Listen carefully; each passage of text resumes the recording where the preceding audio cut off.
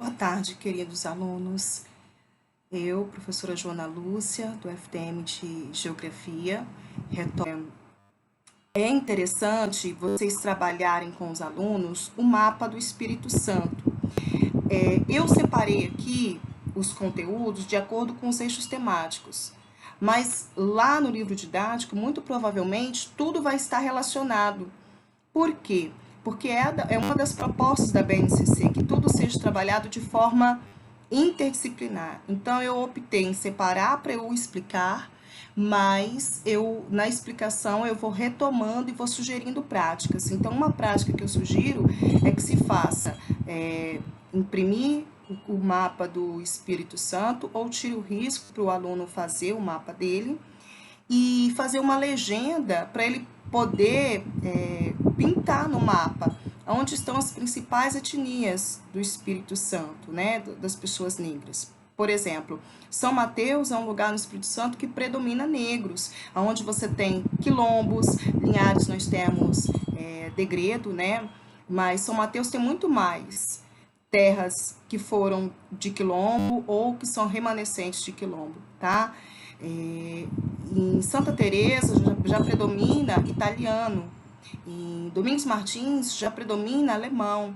Isso é interessante para o aluno perceber a diversidade étnica que nós temos e também ele perceber como que eles se distribuem.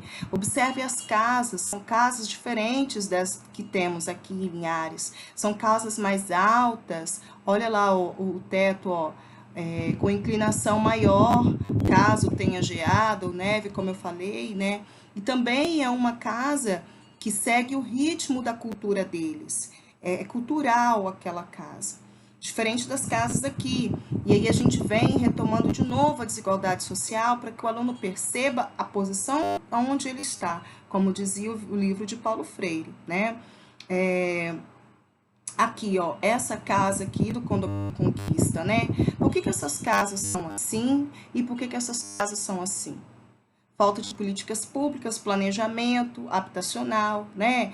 Construíram casas aonde está perto da planície do Baixo Rio Doce, aonde é um solo que encharca muito quando chove, e isso vai dificultar que o solo seja drenado e, consequentemente, essas casas correm risco de serem alagadas no período de chuva. Então, tudo isso entra em discussão. Claro, volto a dizer, dependendo da idade séria, vocês podem estabelecer essa discussão, né? E aí dizer que as casas populares, elas não são bondade de um governo A, B ou C, é direito constitucional, é um direito da pessoa ter uma moradia, não com conforto, mas com segurança principalmente, com conforto, luxo, quem dera se todos pudessem ter. Mas a moradia, ela é algo existencial, ela é primordial, entende? Assim como a comida, água, energia, saneamento básico. E agora, né, nessa pandemia toda, eles estão preocupados com as favelas. Agora que eles lembraram que muitas pessoas que moram nas favelas não têm sabão, não tem álcool, não tem dinheiro para comprar álcool. E aí agora eles estão distribuindo sabão e álcool, mas às vezes não tem água encanada, ou a água encanada não chega todo dia. Então isso é um problema social que nosso país tem. E a gente tem que buscar, apontar para o aluno meios de ele, como cidadão, requerer isso, esses direitos. Principalmente pensando, né, junto com a família, na hora de escolher os seus representantes, volto a dizer.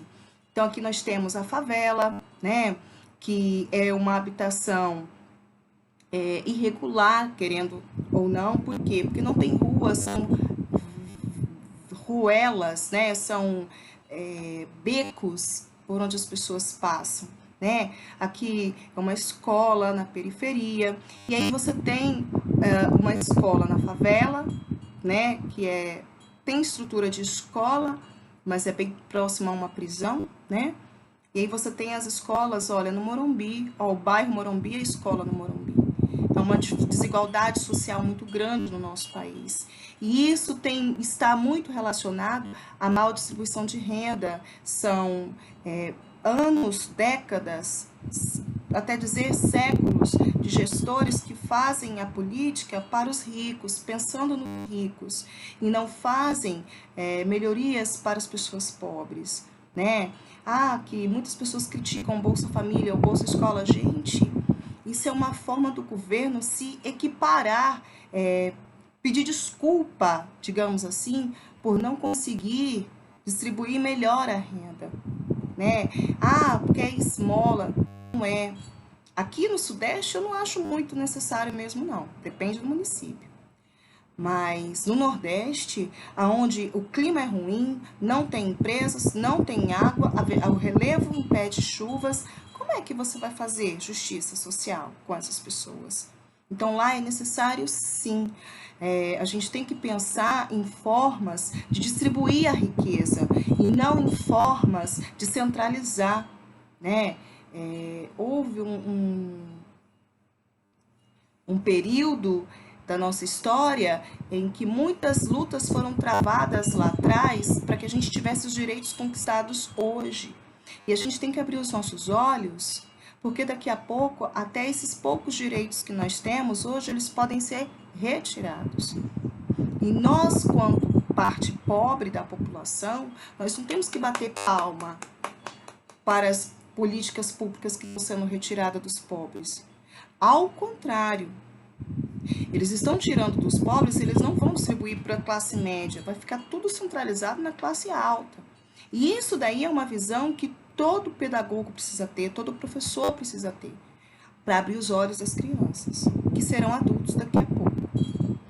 E se não tiver essa mentalidade, vão subir ao poder e, ao invés de fazer diferente, eles vão reproduzir essa velha política de séculos aqui do Brasil, onde o rico fica cada vez mais rico e o pobre cada vez mais pobre. Tem até uma música, né?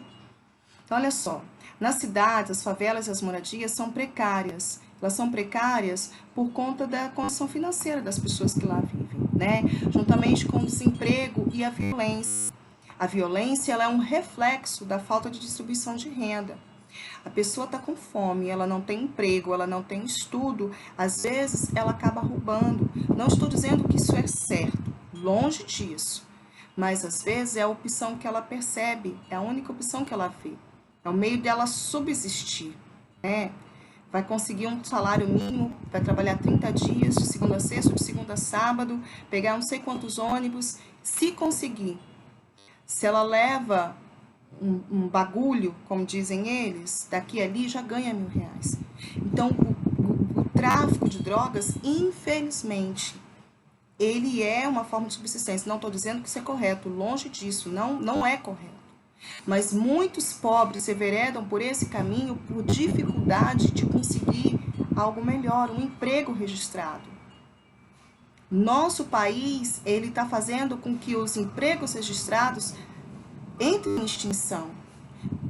O fato de você substituir a carteira assinada por um contrato de trabalho só favorece o patrão, não favorece o empregador.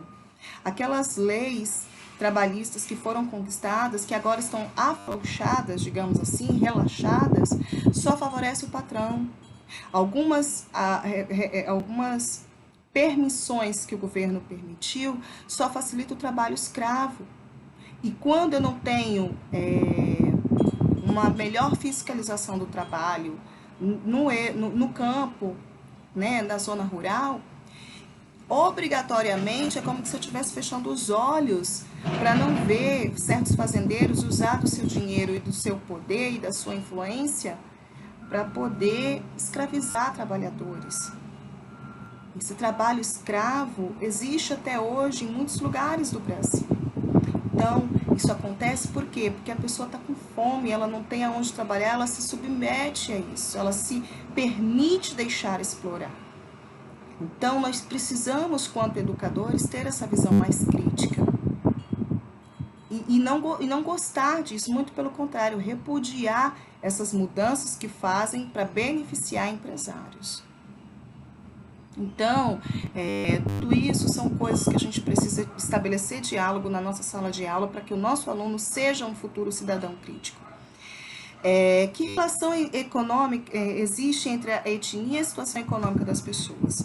Não quero dizer que todo branco é rico, que todo negro é pobre. Existem pessoas negras ricas e existem pessoas brancas pobres, sabemos muito bem.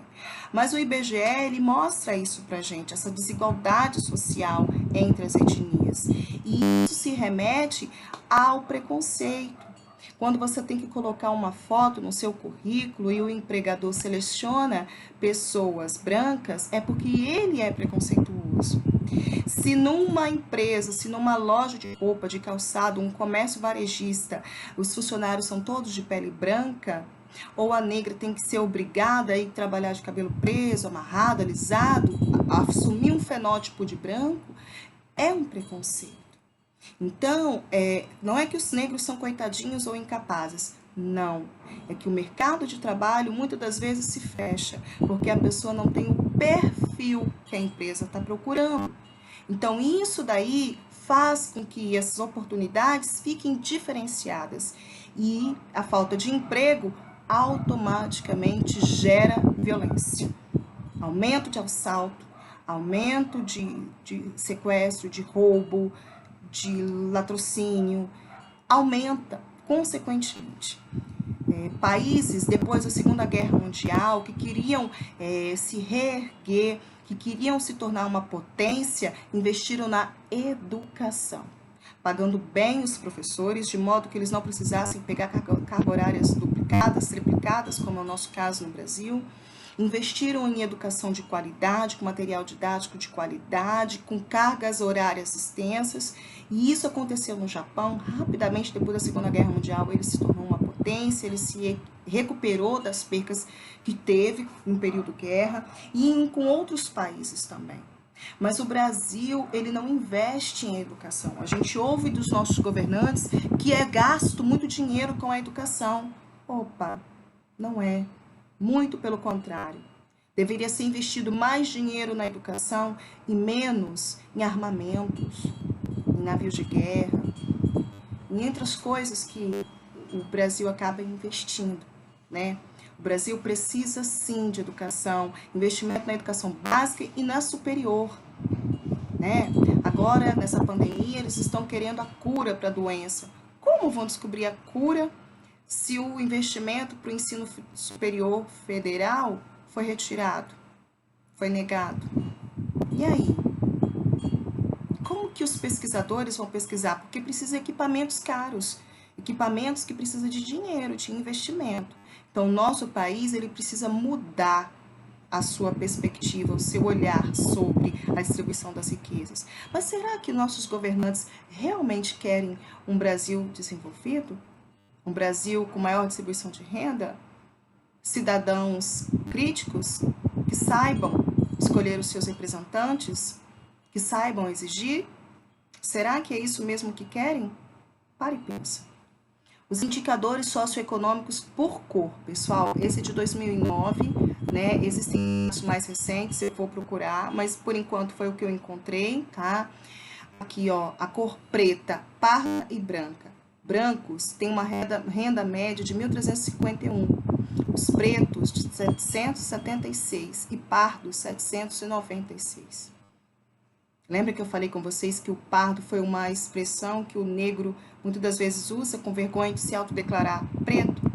E geralmente as pessoas que são pardas não são brancas, concorda? Então, se a gente soma esses dois aqui, a gente vai ter um percentual muito maior de pessoas, né, em desvantagem na sociedade. E isso daí é o nosso indicador de que as coisas não estão boas, que a distribuição de renda ela precisa ser melhor feita pelos nossos governantes. Políticas públicas precisam ser feitas para que essas pessoas tenham ascensão, para que essas pessoas tenham oportunidade de ocupar uma cadeira universitária, de ocupar um cargo público, de passarem num concurso. Então é por isso que foi feita a lei de cotas raciais, para que essas pessoas possam entrar numa universidade pública, porque não é justo neguinho, literalmente, neguinho que estudou a vida toda numa escola pública, enfrentando greves, enfrentando professores que estavam despreparados, enfrentando falta de material, competir de igual para igual numa prova chamada Enem, com filhinhos de papai, né? Pessoas de classe alta, que a vida inteira estudou numa escola particular, dotado de materiais didáticos bons, de professores bons, e ainda fizeram um cursinho e competirem de igual para igual. Isso se chama injustiça. Então, as cotas raciais são políticas públicas que fizeram para tentar se redimir com esse povo que há séculos sofrem repressão, sofrem a exclusão dos direitos do bem comum para a subsistência. Né? Não sei se vocês sabem, mas existiu leis proibindo o negro de frequentar as escolas regulares. E isso perpetuou até 1930, tá? Então, de 848 até 1920, 30, o negro não era bem-vindo nas escolas. Era proibido em certas escolas de pisar sequer. Alegavam que ele ia contaminar o branco, ia trazer doenças. Né? Então, se você for contabilizar esses anos, né, mais de 50 anos dessa proibição, as leis de cotas hoje não são injustas. Elas são uma forma de pedir desculpa do passado. Né? O Papa recentemente pediu perdão pelo período de Inquisição. Passados mais de 300 anos que a Igreja Católica matou pessoas inocentes. Mas pelo menos ele pediu perdão, graças a Deus, que bom. Mas não vai trazer a vida dessas pessoas de volta. Passaram-se 300 anos. Então, por que o Brasil não pode pedir desculpa e consertar um erro de lá de trás, de 100 anos atrás? Não está tarde para se reparar essas desigualdades. Muito pelo contrário, a gente precisa de pensar em mais formas de distribuir a renda do nosso país, que está na mão de uns poucos. E não é só para o negro, para os indígenas também. Os indígenas também passaram por muitas perseguições, escravidão e também foram prejudicados quanto aos seus direitos como cidadão. O CC fala para se trabalhar a cultura e brinquedos das crianças, né, nas diversas etnias. A cultura e o brinquedo estão relacionados também à renda familiar. O negro, no quilombo, as crianças indígenas, os brinquedos delas não são industrializados porque a boa parte delas não tem condição financeira de comprar. Ou se tem, vivem longe das lojas que vendem. Então, eles fazem os seus brinquedos de materiais que eles encontram ali, que eles mesmos fazem. É o caso da peteca, é o caso daquela de passar corda, né? Minha mãe chamava de passar barra, de passar corda, que é aquela brincadeira com o barbante, jogar pedrinha para cima, chamava de belisco, né? Aqui, ó, que é puxar, né, a corda. Esqueci o nome dessa brincadeira, meu Deus. Cabo de guerra, isso. Brincavam de cabo de guerra, brincadeiras até saudáveis, né, que motivam a se movimentar e não tornam essas crianças obesas, como nós temos hoje crianças obesas, porque ficam o tempo todo no celular e no computador, né?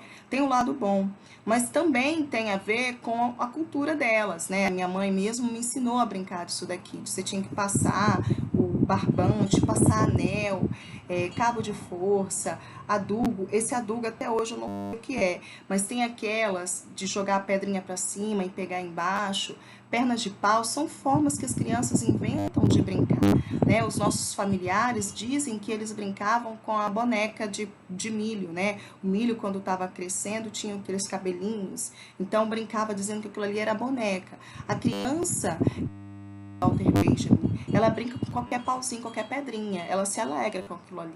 Mas os brinquedos, eles estão intimamente relacionados à renda. A criança vai brincar com aquilo que a família pode proporcionar a ela. Na minha época, esses brinquedos fizeram parte, né? Pogobol, o pirulito de bate-bate, até hoje tem, né? A Barbie. Eu tive a infância, graças a Deus, uma infância mais, digamos assim, mais feliz ou com uma situação financeira melhor. Minha adolescência não foi isso, porque meu pai já havia morrido, a situação financeira mudou. Mas as crianças, elas brincam daquilo que a família pode proporcionar, independente da etnia, né? Então, esses brinquedos aqui, eles são brinquedos industrializados que nem todas as crianças tiveram ou têm a condição de adquirir, né? E alguns têm a ver com a sua cultura, né? Por exemplo, o peão, a perna de pau também da peteca, é o material que eles têm, é o material que eles aprenderam com o pai, com a mãe, né? Cultural e econômico. Este daqui, ó, ele jogando bola. É uma bola que, se vocês puderem ver, não é industrializada, é uma bola adaptada. Muitas pessoas falam que brincaram de bola de meia. Então, os brinquedos, as brincadeiras, elas não estão se relacionando só à etnia, só à cultura, mas também ao fator econômico.